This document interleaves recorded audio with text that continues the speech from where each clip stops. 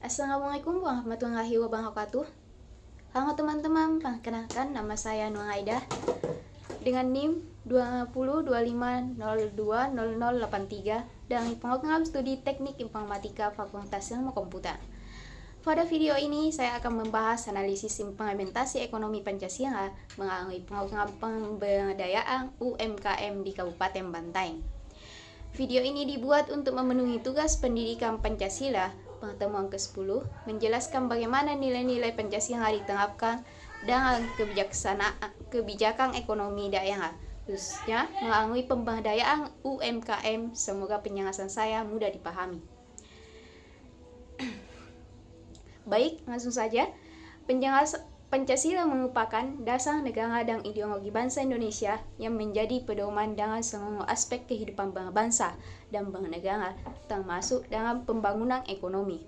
Pembangunan ekonomi yang berlandaskan Pancasila dikenal dengan istilah ekonomi Pancasila, yaitu sistem ekonomi yang menempatkan manusia sebagai subjek utama pembangunan serta menekan nilai keadilan sosial, gotong royong, dan kesejahteraan bersama.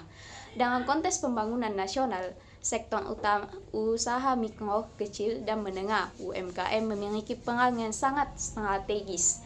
UMKM tidak hanya berfungsi sebagai penggerak ekonomi rakyat, tetapi juga sebagai sarana pemerataan pendapatan dan penguatan ekonomi lokal. Oleh karena itu, pemberdayaan UMKM dapat dipandang sebagai salah satu bentuk nyata implementasi ekonomi Pancasila di tingkat daerah, termasuk Kabupaten Bantaeng.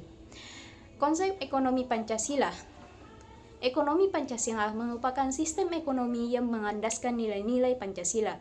Menurut Mulyanto, ekonomi Pancasila adalah sistem ekonomi yang berorientasi pada kesejahteraan rakyat, bukan semata-mata pada pertumbuhan ekonomi, melainkan juga pada pemerataan dan keadilan sosial.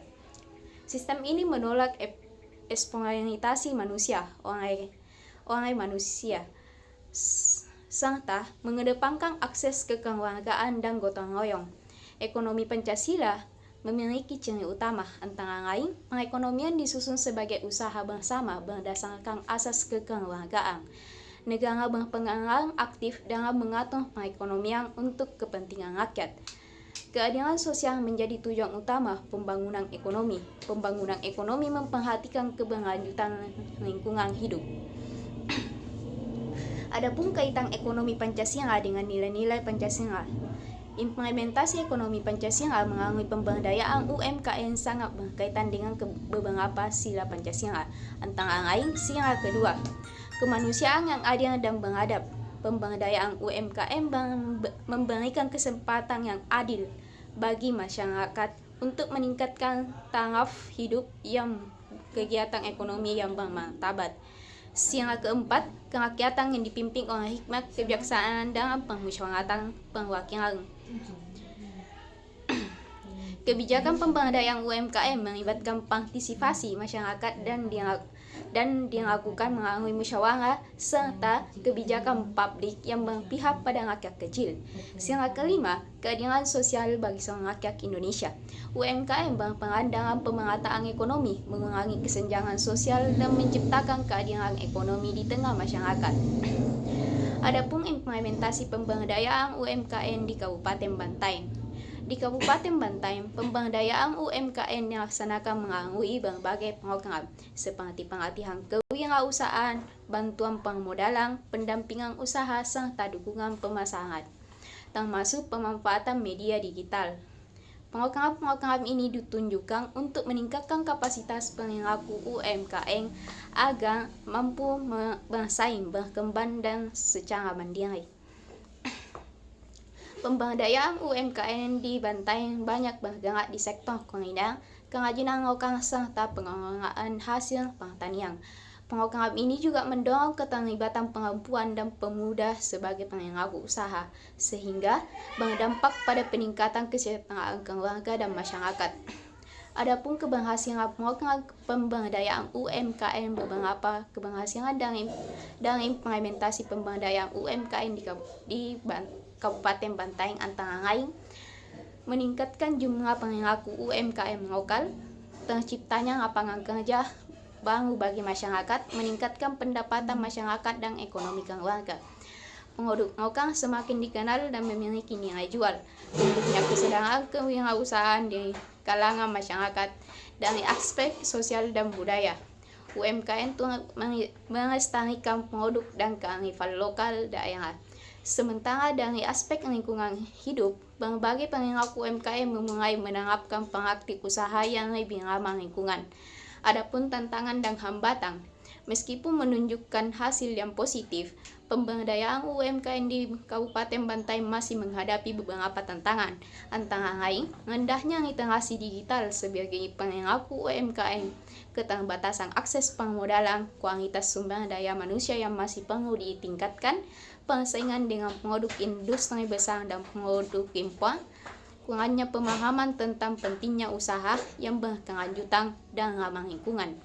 Tantangan-tantangan tersebut menunjukkan bahwa implementasi ekonomi Pancasila masih memerlukan penguatan agar nilai keadilan dan kesejahteraan dapat dirasakan secara merata. Adapun rekomendasi berdasarkan nilai Pancasila analisis tersebut, beberapa rekomendasi yang dapat diberikan antara lain: pemerintah perlu meningkatkan pelatihan dan pendampingan usaha secara berkelanjutan, penguatan literasi digital bagi perilaku UMKM, peningkatan kolaborasi antara pemerintah, perguruan tinggi, dan masyarakat, mendorong penempatan prinsip usaha ramah lingkungan, serta bentuk tanggung jawab sosial. Baik, itu saja yang bisa saya sampaikan. Sebagai penutup, pemberdayaan UMKM merupakan salah satu bentuk nyata implementasi ekonomi Pancasila dalam pembangunan bangsa Indonesia. Program ini mencerminkan nilai kemanusiaan, kerakyatan, dan keadilan sosial sebagaimana terkandung dalam Pancasila. Meskipun masih menghadapi berbagai tantangan, pemberdayaan UMKM tetap menjadi strategi penting dalam mewujudkan kesejahteraan masyarakat yang berkelanjutan. Sebagai generasi muda dan mahasiswa, kita diharapkan dapat berperan aktif dalam mendukung dan mengembangkan ekonomi rakyat sebagai wujud pengalaman nilai-nilai Pancasila dalam kehidupan nyata. Program ini mencerminkan nilai keadilan sosial, gotong royong, dan berpihakan kepada ekonomi rakyat. Ke depan diperlukan penguatan pendampingan inovasi dan digitalisasi agar UMKM dapat berkembang secara berkelanjutan. Terima kasih atas perhatiannya teman-teman. Wassalamualaikum warahmatullahi wabarakatuh.